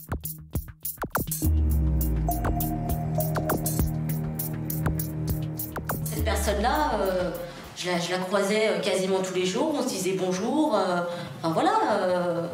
Mais je pensais pas que du jour au lendemain, comme ça, il allait faire une copie d'écran, l'amener à la direction et puis qu'on soit licencié du jour au lendemain comme ça, quoi. Je sais pas ce qu'il a gagné, honnêtement, à faire ça. Pour comprendre ce qui a pu le pousser à dénoncer ses collègues, nous l'avons contacté à 2 reprises par téléphone. Mais à chaque fois, il a nié sa participation. Je n'ai pas pris parti dans l'histoire. Moi, ce que j'ai toujours entendu dire par rapport à ça, c'est plutôt que c'est quelqu'un qui avait transmis l'information à la direction. Mais vous n'avez rien dit à vos supérieurs? Non. Quelques jours plus tard, dans un email qu'il nous envoie, il reconnaîtra finalement avoir transmis la page Facebook de ses collègues. Il dit avoir agi par loyauté envers son employeur. Des méthodes défendues par l'avocate de la société Alten. Pour Maître Barateg, cet employé n'a fait que son devoir. Je crois qu'il ne faut pas le diaboliser, ce monsieur. Vous savez, moi, je crois que c'est plutôt quelqu'un qui a le sens de l'honneur et de la loyauté. Il a été choqué humainement, comme vous et moi aurions pu être choqués de propos tenus à l'encontre de quelqu'un que vous connaissez et que vous appréciez. Et je pense qu'effectivement, il devrait être fier de ce qu'il a fait. Ce premier jugement n'est pas un bon signe pour Patricia, Cathy et Sabine, ni pour toutes les autres affaires en cours. Désormais, sur Facebook, il n'y a plus vraiment de limite entre espace public et privé.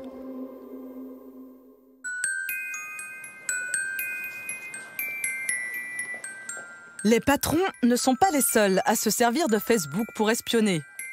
Les parents aussi deviennent méfiants. 78% des adolescents utilisent régulièrement les réseaux sociaux. Prends ton ordi. Vas-y, prends ton ordi et on va jouer à la... Et pour ce père de famille à Biarritz, c'est une source d'inquiétude. Pourtant, dans cette maison, les ordinateurs sont dans les chambres des 2 enfants. L'accès Internet, déjà, pour Ange, est verrouillé. Et Morane, elle, par contre, a un accès, entre guillemets, illimité, dans le sens qu'elle peut accéder à ce qu'elle veut sur Internet. Ah, ça y est, il y a quelqu'un là. Morane, 13 ans, a un accès illimité à Facebook. Mais son père veut quand même garder un œil sur ce qu'elle écrit. Ça va? Bien? Bon, ça y est, les gosses. Alors, il a fait venir Jean-Gilles Subervie. Cet informaticien a conçu un logiciel de contrôle parental très perfectionné. Internet, c'est une porte ouverte dans la maison. Tu laisses pas ta porte ouverte la nuit. Bon, c'est pour ça. Donc, ce qu'on va faire, on va surveiller la porte. D'accord? Sa méthode, rentrer dans l'ordinateur une liste de mots sensibles. Et on va mettre des mots-clés. C'est-à-dire des mots, quand ils sont tapés, qui attirent l'attention, qui interpellent. Ça peut être « qui es-tu » ? D'où viens-tu ? C'est pas normal, ça veut dire que tu commences à dialoguer avec un étranger que tu connais pas. Il y a beaucoup d'adultes qui se font passer pour des enfants et donc tu ne peux pas toi, à ton âge encore le déceler parce qu'ils sont très malins. Voilà, ils sont très dangereux. Voilà. Elle va discuter avec des personnes sur Facebook ou sur MSN et à partir de là, tout peut être dit. Lorsqu'on va mettre des mots comme sexe, même si elle ne va pas l'utiliser, ça peut être un lien vers un site sexuel. Je vous ai mis une série de phrases, de mots, et puis après... De quoi, par exemple? Joint, tabac, laisse-moi, lâche-moi, alcool, cigarette, joint, tabac... Sein. Fume... Qui es-tu, bah oui, parce que deviens-tu? tu as un bonhomme qui risque de demander montre-moi tes seins. Ok, ben écoute, on va tester maintenant. Il est opérationnel, il n'y a plus qu'à. Quand ça, voilà. Tu vas, je sais pas, parle d'alcool et de drogue. Et quand Morane écrit un message à un ami avec les mots interdits, son père est immédiatement alerté. Qu'est-ce que tu as écrit, Morane? Tu as de la drogue ou de l'alcool? Bien, ben on va voir du côté alerte ce qui va se passer.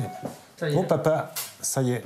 Donc là, qu'est-ce qui se passe, Fabrice? Eh bien là, je viens de recevoir un message que le mot alcool a été tapé par l'utilisateur Morane.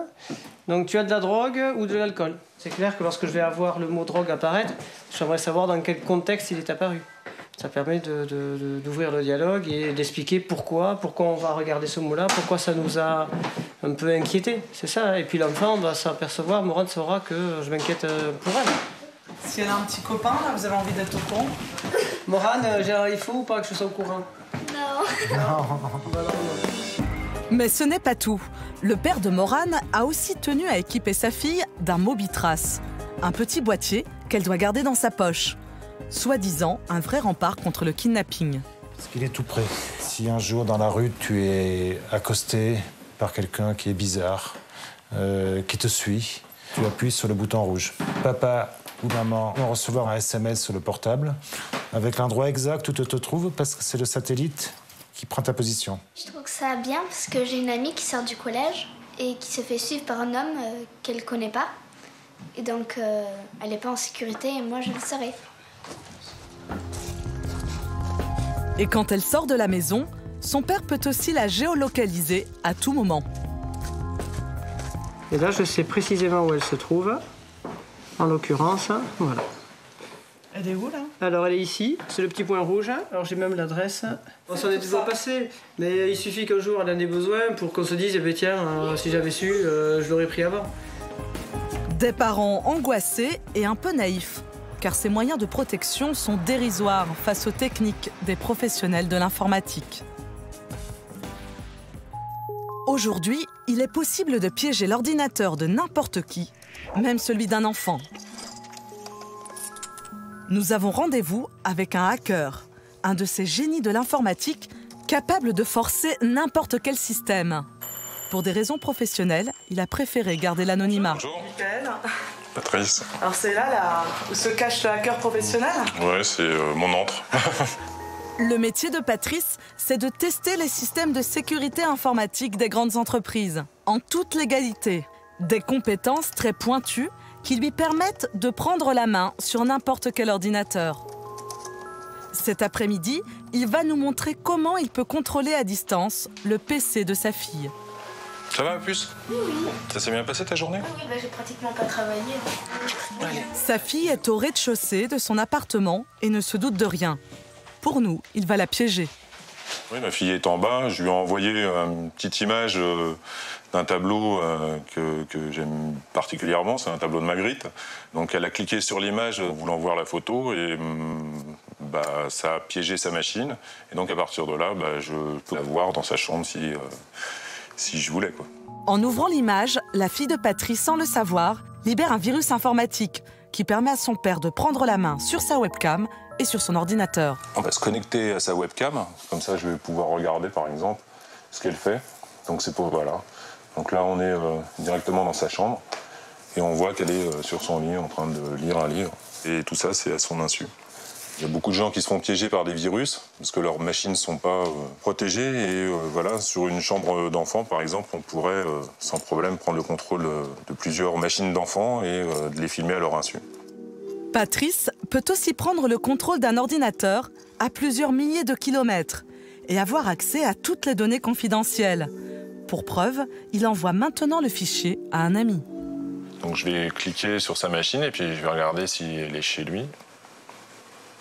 Donc là, ouais, il est derrière son écran, il vient d'ouvrir son mail. Voilà. On peut aller regarder par exemple ses différents fichiers. Voilà. J'ai accès à tous les dossiers de son ordinateur. Ses mots de passe de compte en banque, voilà, toutes ses photos de famille, enfin tout ce qu'on met sur un ordinateur. Mais ce n'est pas tout. Avec ses ordinateurs ultra puissants, Patrice prend le contrôle de caméras de vidéosurveillance dans le monde entier. Il peut même les orienter à sa guise. Là, on est à Londres. On prend la main sur un système de vidéosurveillance d'un magasin où on voit les gens qui viennent faire leurs courses. Je sais pas, on peut prendre le contrôle sur la caméra et faire un panoramique. Donc là, vous prenez le contrôle de la caméra? Voilà, exactement. Là, on prend le contrôle de la caméra. Où est-ce qu'on est là, par exemple? On est exactement à Rochester, dans une station-service de Rochester. Là, on est à New York, dans une salle d'attente d'un magasin, d'un constructeur automobile. Voilà. Donc si des particuliers mettent en place des caméras chez eux, ça vous montre aussi qu'on peut accéder à des images qui peuvent être compromettantes, dirons-nous. Si j'ai un conseil à vous donner, mettez des sparadraps sur les caméras de vos enfants pour éviter qu'ils soient filmés à leur insu. Évitez d'ouvrir des pièces jointes dont vous ne connaissez pas les auteurs. Et achetez un bon antivirus parce que à l'heure actuelle, c'est le premier rempart contre ce type de malveillance. On est tous potentiellement à la merci d'être surveillés. Cette surveillance, qui s'introduit peu à peu dans la sphère familiale et professionnelle, envahit aussi les lieux publics. Dans les grandes villes, les caméras se multiplient. Un œil vigilant destiné à aider la police dans ses enquêtes. Une véritable obsession sécuritaire qui séduit maintenant les plus petits villages.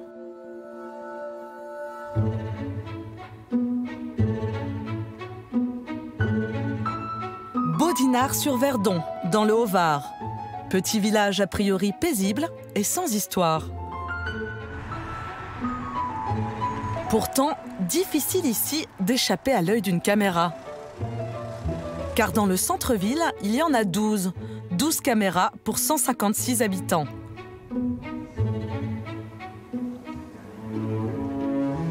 Et c'est monsieur le maire, aux commandes depuis 32 ans, qui en est l'instigateur. Là, il y en a une là. Celle-là, elle regarde la rue, là. la rue de là, et on regarde la rue de là-bas. Et c'est une rue dangereuse? Mais non, pas spécialement. Mais là, ce qu'on a voulu, c'est que tout le village soit protégé. Voilà, là-bas, la caméra. Voilà, il y en a une là. D'ailleurs, il y a deux styles de caméra. Tu as la caméra fixe avec un angle et le dôme. Le dôme, il tourne à 360 degrés. Celle-là, elle est idéalement bien passée, puisqu'en fait, elle prend un enfilade tout plein de garages qui vont éventuellement... Mais est-ce qu'ils ont été dégradés non. déjà? Non, non, non. Les garages, non. Mais on l'a mis éventuellement. Elle y est, c'est qu'elle doit être là. C'est tout. Pourtant, le village paraît bien calme. Nous ne croisons personne dans les rues. Le sentiment d'insécurité est comme imperceptible. Mais selon le maire, avant les caméras, Bodinard était tout juste fréquentable. Cette maison elle a été volée, une derrière, là-bas derrière deux. Ah, de partout. Ben oui. Quand tous les 2-3 maisons par semaine qui se faisaient dans le village, j'avais tout le temps les gens qui venaient me voir. Quelque part, il fallait faire quelque chose quand même. C'était une affaire d'urgence. Hein. Et mettre des gardes, des gendarmes. Ouais, mais il faut les payer. Il faut les trouver, il faut les payer. Et 35 heures hein, par semaine. Ils sont pas syndiqués, les caméras. Oh, tu viens au loto ce soir ou pas? Non, je vous dis ça, je travaille demain. Je te parle plus.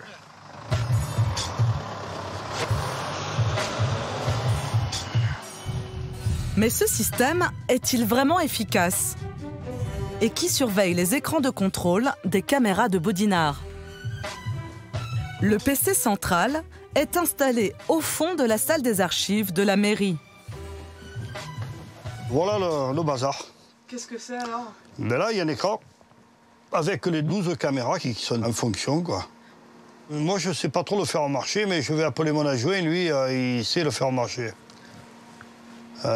André, il peut nous faire voir comment ça fonctionne, t'es meilleur que moi. S'il y a un problème, seul le maire, son adjoint et la gendarmerie ont accès aux images. Mais pour surveiller, personne devant l'écran. S'il ne se passe rien, on regarde si ça fonctionne, mais on n'est pas là à regarder qui fait quoi, à quel endroit et comment. On s'en fout complètement. Et du coup, il ne peut pas y avoir de flagrant délit? Ah non, non, mais nous, on s'en fout. Et là, est-ce que c'est calme, là? Ben là, regardez bien, là, oui, il y a pas trop, il fait pas beau, il pleut. Et ben, les gens, ils sont chez eux et on voit pas trop de trafic, même de voitures, hein, regardez. Donc là, vous êtes tranquille, là? Impeccable, peinard, peinard. Le village est tranquille, mais pourtant le maire envisage de rajouter des caméras au cas où. Vous voyez, il y a encore 4 cases, là, qui sont vides pour le moment. Comme ça, si un jour on a besoin, à un endroit donné, d'ajouter des caméras, on pourra les mettre. Ah ben ça, c'est Suzette.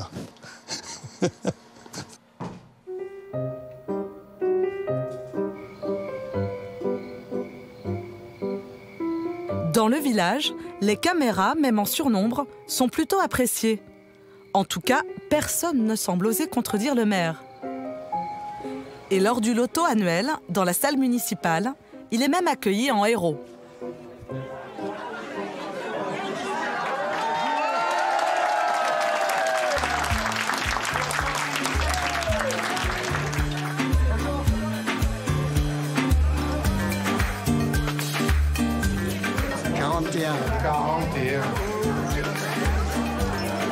Vous croyez que c'est grâce aux caméras que vous êtes aussi aimé? C'est peut-être un exemple, je sais pas. Autour de lui, il y a beaucoup de fidèles. On est plus en sécurité avec les caméras. Petit village comme ça qui montre l'exemple, moi je trouve ça fabuleux. Donc pour moi, c'est le village du bonheur. Il y a une chose qu'il ne faut pas faire, il ne faut pas prendre son amant dans le village. Par contre, parce qu'on est filmé sinon. Donc on reste seulement entre amis. Le 6, le 69 et le 20. Mais parmi les supporters, il y a aussi un détracteur. Cet adjoint au maire d'une commune voisine ne semble pas partager la passion de Georges Ponce pour les caméras. Lui, c'est l'adjoint au maire de Baudouin. C'est celui-là qui se fait voler les camions, c'est lui, là. Et il y a aussi des voitures qui brûlent là-bas, c'est pas ça? Non, ça va pas, non. Mais si, c'est à Bodinard que le Non, dis la vérité. Vous ne voulez pas mettre de caméra? Et le 20. Pourquoi vous voulez mettre un caméra pour quoi faire? Bah ici, ils en mettent plein. Ah ouais, mais lui, il est actionnaire. Il est actionnaire à la boîte de la caméra. C'est pour ça qu'il met des caméras. Et pour réduire la délinquance, alors? Quelle délinquance? Il n'y a pas de délinquance, il ne faut pas l'écouter. Ce qu'il dit là, c'est la rigolade. Alors, les caméras de Baudinard, mesure de prévention justifiée ou délire sécuritaire? Madame Vergne est la femme du médecin. Elle vient d'une banlieue sensible de la région parisienne et ne comprend pas que le village soit autant sécurisé. Elle s'est même opposée à l'installation d'une caméra. Le projet, c'était d'installer une caméra qui aurait pu donner sur la façade de notre maison, ainsi que de la maison de ma voisine, Madame Bouillot, et également sur cette maison qui est dans le prolongement de la nôtre. Nous avons protesté, nous avons refusé d'avoir une caméra qui surveille la façade de notre maison. J'ai pas envie qu'on me voie en sortant de chez moi. Pour Georges Ponce, pas question de céder à quelques mécontents. Le village doit être exemplaire, à l'image de sa maison, protégée comme une forteresse. C'est ma propriété, c'est là où j'habite depuis, je sais pas, 25 ans maintenant. On est bien. C'est le calme, c'est la nature, c'est... Voilà. Pour éviter toute intrusion dans son domaine, il a même installé un système d'alarme très dissuasif. Voilà, c'est ça. C'est tous les secteurs. Ah, ben voilà. Autour de sa maison, une dizaine de projecteurs qui s'allument si une présence suspecte est détectée. Il y en a un là, il y en a un là-bas, en haut. Ça fait peur aux voleurs. Bah, je sais pas, il n'y en a pas. Comme maintenant, il n'y en a pas. Mais bon, moi, je préfère mieux qu'il y ait ce système. Bon, il y en a deux, là. Il y en a un en haut aussi. Voilà, là, il y en a un là, il y en a encore là. Là, on a fait le tour. Moi, je veux être chez moi sécurisé. Si quelqu'un vient en pleine nuit, c'est pas pour venir me voir, c'est pour me faire du mal, éventuellement. Et c'est pour ça que je préfère mieux être averti. Et il y aurait aussi des caméras. Mais impossible de savoir où elles sont. Monsieur le maire veut garder le secret. Ils sont à l'intérieur ou à l'extérieur? Hop. J'ai dit que je dirais rien, mais sur la structure, je vous dirai rien. C'est aussi bien protégé que Baudinard. Voilà, vous avez tout compris? Ou pas? Aussi bien. Une maison et un village bien gardés, selon le maire. Mais les caméras garantissent-elles le risque zéro? Pas si sûr. Le lendemain, Georges Ponce est appelé en urgence. Il y a eu un cambriolage de camping-car dans un lotissement. Salut. Ouais. Bonjour. Ils vous ont cassé... Ils ont cassé la fenêtre du camping-car et ils nous ont ouvert la porte. Oh purée. Et là, ouais, ils m'ont fauché la caméra de l'écran, la caméra. Et puis ils ont tout fouillé. Moi, j'ai pas fait l'inventaire encore, là. Eh ouais, mais c'est évident. J'ai pas encore fait l'inventaire, hein. C'est parti, bonjour. Ils nous ont ouvert le camping-car. Oh, ils ont pété les vitres du camping-car. Oh là là là. Si, hier, il y avait une rêve partie. Oui, bah, ils viennent d'en passer encore 6, là, qui étaient à moitié dans le brouillard. Là. Ah oui, non, mais ça, c'est les drogués. Il y a la drogue partie sur la colline. Ils étaient paumés dans la forêt, là. Ah ouais, c'est l'utilité des caméras. Eh ouais.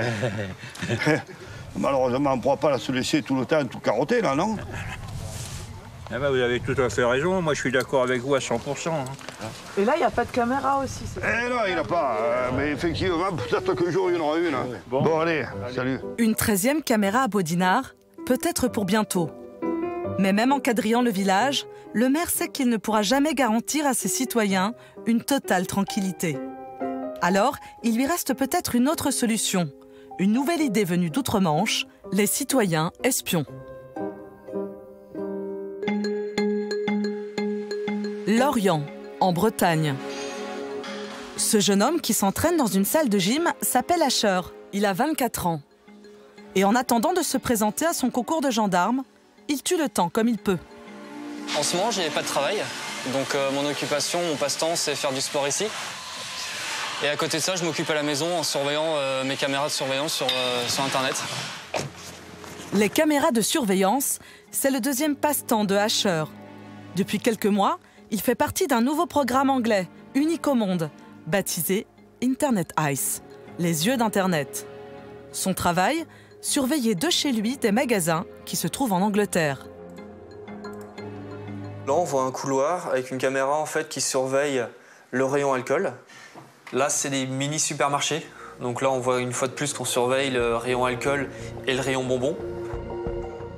Asher doit surveiller 4 magasins et il a sous les yeux 12 écrans de caméras de surveillance. Et quand il voit un voleur ou un client au comportement suspect, il peut envoyer une alerte directement au magasin. Enfin, si je fais de la prévention de vol, ça permettra de soulager un petit peu les forces de l'ordre qui vont pouvoir s'occuper d'autre chose. Je me base vraiment sur les mineurs, parce qu'ils sont relativement rebelles.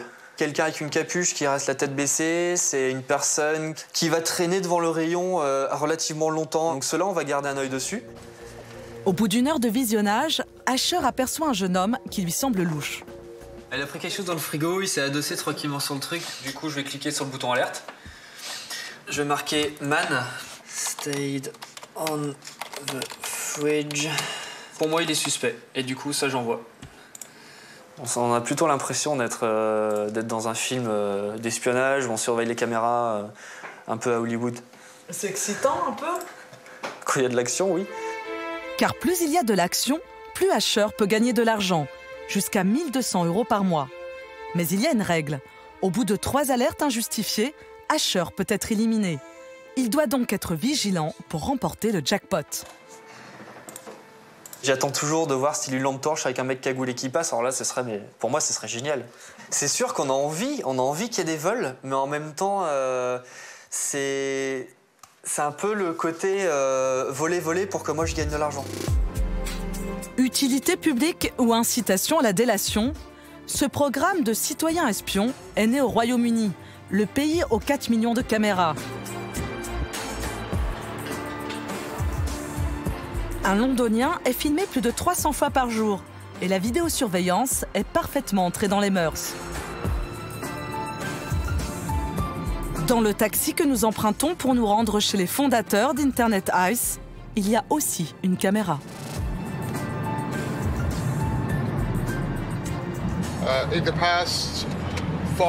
Ces 5 derniers mois, il y a eu 5 ou 6 incidents importants. Des chauffeurs de taxi ont été agressés et volés. Je me sens plus en sécurité de savoir que la caméra enregistre ce qui se passe. Mais cette caméra que vous voyez là, ce n'est pas une vraie. Le plus incroyable, c'est que cette caméra est un leurre. La vraie caméra est cachée pour ne pas être repérée. La vraie est là, derrière les chiffres. Il y a un petit capteur qui prend des photos. C'est de la prudence, tout simplement. C'est ici, dans le Devon, au sud-ouest de l'Angleterre, que sont installés les fondateurs d'Internet Ice. Ceux qui ont créé la polémique et ont même fait les gros titres des journaux britanniques. Qui sont donc ceux qui ont transformé les citoyens en véritables auxiliaires de police. Bonjour, ravi de vous rencontrer. Moi aussi, bonjour. C'est de ce salon bien tranquille que Max et son père Tony dirigent Internet Ice. Une entreprise familiale qui débute mais compte déjà 3000 volontaires en Europe. Pour Tony, tous les moyens sont bons pour stopper crimes et délits. Chez nous, au Royaume-Uni, il y a plus de 4 millions de caméras, mais il n'y a personne pour surveiller les écrans de contrôle. Alors nous, on a décidé de mettre un œil derrière les caméras. En quelques mois d'existence, ils ont équipé une trentaine de petits commerces. Et le Canada se dit intéressé. Voici des images d'archives que nos clients nous ont envoyées. Leur but avoué, pousser les citoyens à dénoncer les vols. Et pour le faire, la meilleure manière, selon eux, c'est de rester chez soi. De chez vous, vous pouvez surveiller les écrans en toute sécurité. Et si vous voyez un vol, vous pouvez le signaler sans risque de représailles. Je reçois beaucoup de mails de personnes âgées qui ont assisté à des vols dans des magasins et qui ont eu peur de les dénoncer.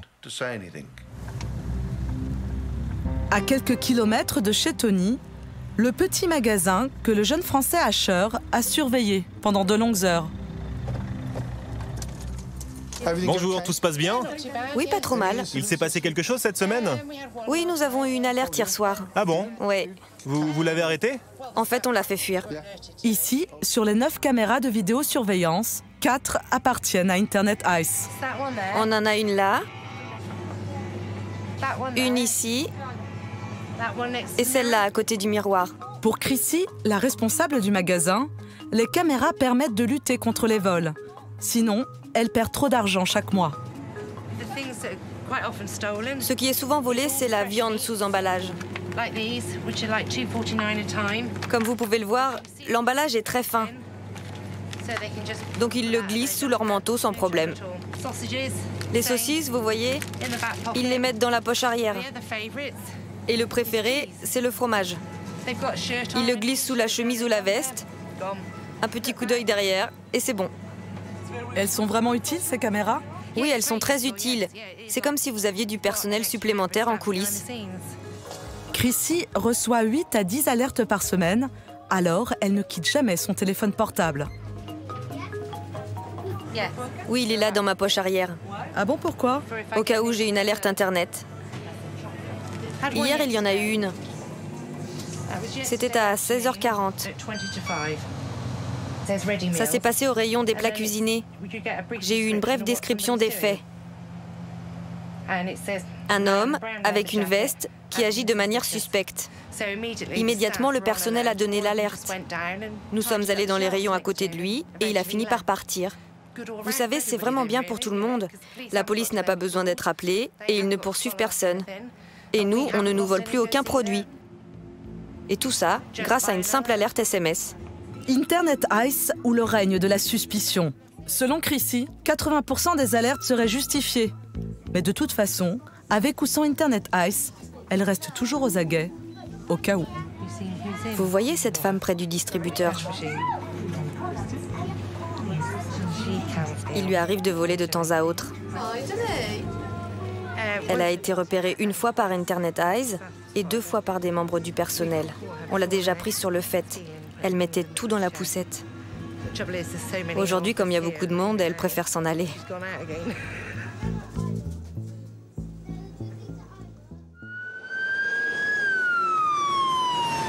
Délation, espionnage familial, surveillance à l'excès de citoyens ordinaires. Jusqu'où peut-on aller? Quelles sont les dérives de ces intrusions dans la vie privée? Il y a 7 mois aux États-Unis, un fait divers a fait la une des journaux et télé du monde entier. Un jeune homme de 18 ans, Tyler Clementi, s'est donné la mort après avoir été espionné à son insu pendant ses ébats amoureux. Nous sommes dans le New Jersey, dans la ville de Bergen. Ce soir, un concert hommage réunit les familles et les proches de Tyler Clementi. Il y a même ses parents, car ce soir sur scène, il aurait dû être là. Comme vous le savez, ce soir, ce concert est dédié à la mémoire de Tyler Clementi. Il a été membre de cet orchestre pendant 6 ans. Il était l'un de nos violonistes. Nous avons décidé de donner à cette chaire de violoniste le nom de Tyler Clementi.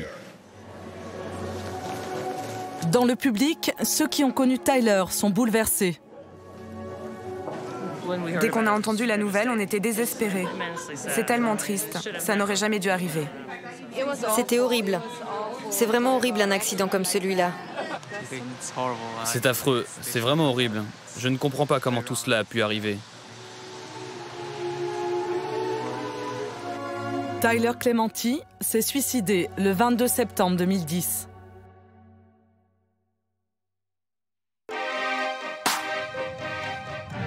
Tout est parti de l'université de Rutgers, un très grand campus américain de plus de 50 000 étudiants.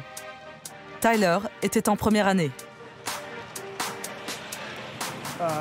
C'était dans ce bâtiment. Il vivait là, dans une de ses chambres.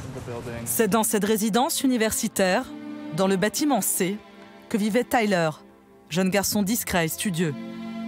Dans la résidence, il partageait sa chambre avec un colocataire.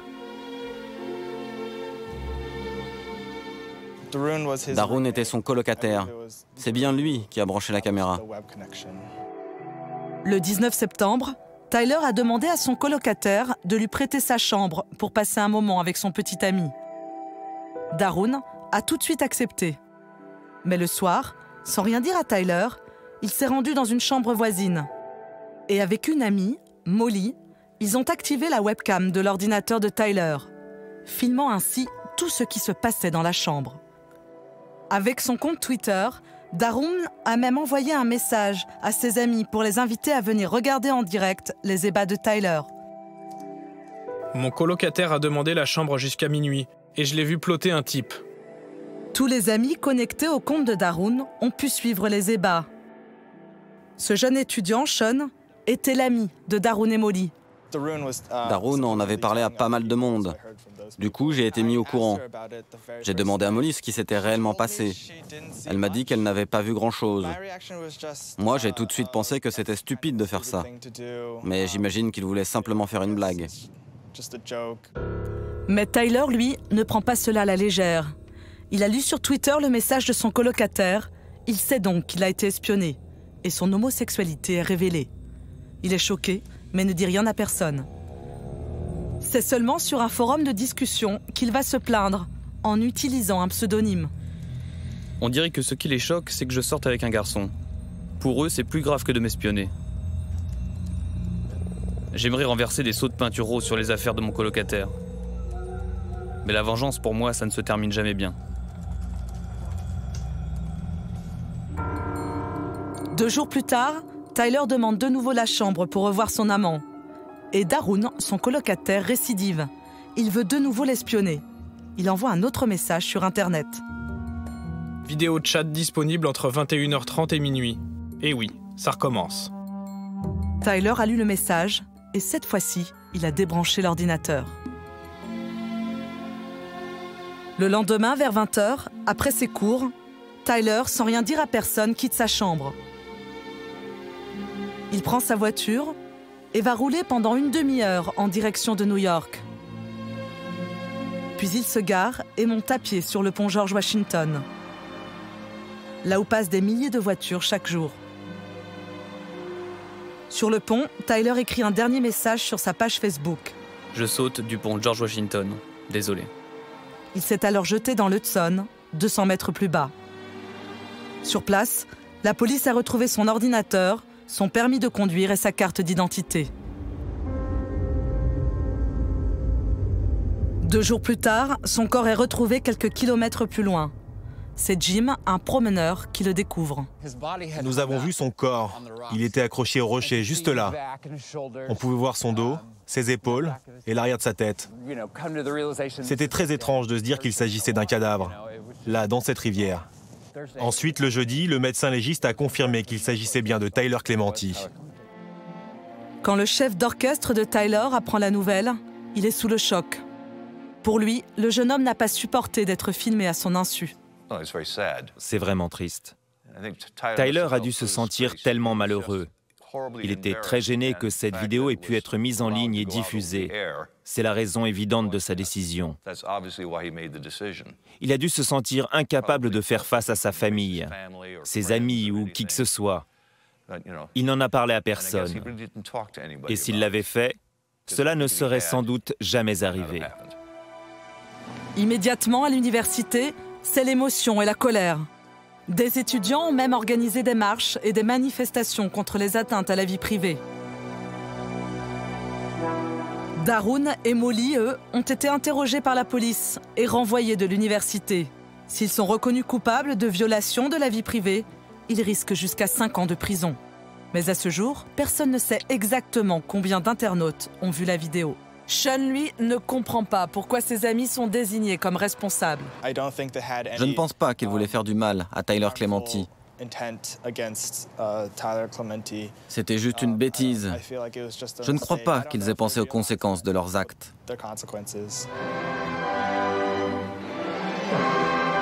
Des conséquences dramatiques pour un jeune homme de 18 ans, enfermé dans son silence. Car si le suicide brutal de Tyler Clementi reste un mystère, c'est bien cette intrusion brutale dans sa vie intime qui l'a détruit.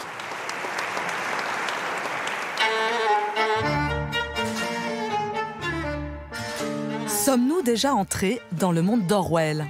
Un monde où nous serions tous surveillés, écoutés, où notre liberté de mouvement et d'expression serait réduite à néant. Pas encore. Mais dans cette petite ville de Middlesbrough, au nord de l'Angleterre, les caméras donnent des ordres citoyens.